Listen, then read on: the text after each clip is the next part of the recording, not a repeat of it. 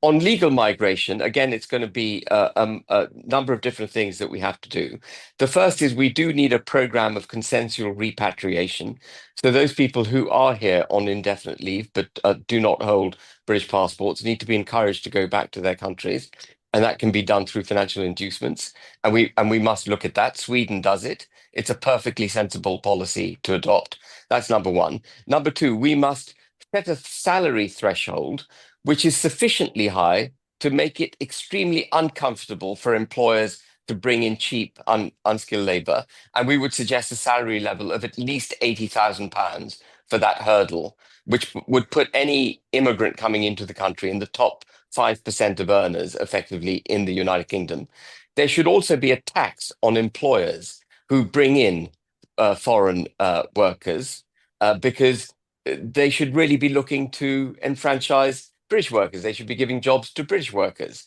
So there'd be a tax on employing foreign workers.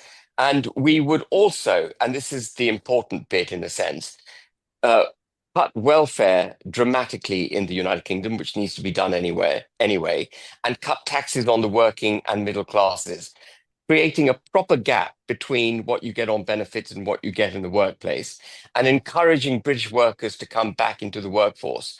There are something like 3 million people not working because they've got mental health issues, and there must be very many millions, very many of them, who don't have genuine issues, just being frank about it. Of course, there will be some who do need the support, but there'll be many who don't.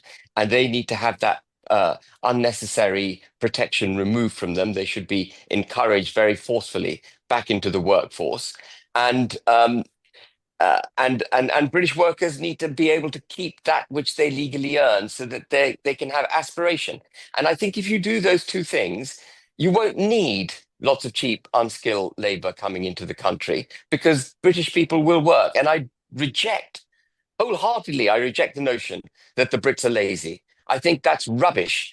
They've been mollycoddled into inactivity. The nanny state has become a wet nurse, and people have given up the notion of having to, personal agency's gone out of the window. People have just given up. They look to the state for everything at the moment, and that's got to change. And that's a critical part of addressing the mass migration that we've had to the United Kingdom. So I think with all those policies, we would effectively, I think overnight, by the way, we would stop illegal migration. Overnight, it would stop when people see what we're doing in the country. And legal migration would be dramatically reduced as employers could see what's coming down the track in terms of the hurdles required to employ foreigners. Absolutely. Oh, and by the And way, and sorry, a couple of other things I forgot to mention. yes. No families can come with work visas. If you come on a work visa, you come alone. You do your work. When the visa expires, you go home. And the same applies to student visas. You come on a student visa, you do not bring your family with you. Um, and anyone who overstays a visa becomes an illegal migrant. They get the status of an illegal migrant, so they could then be detained.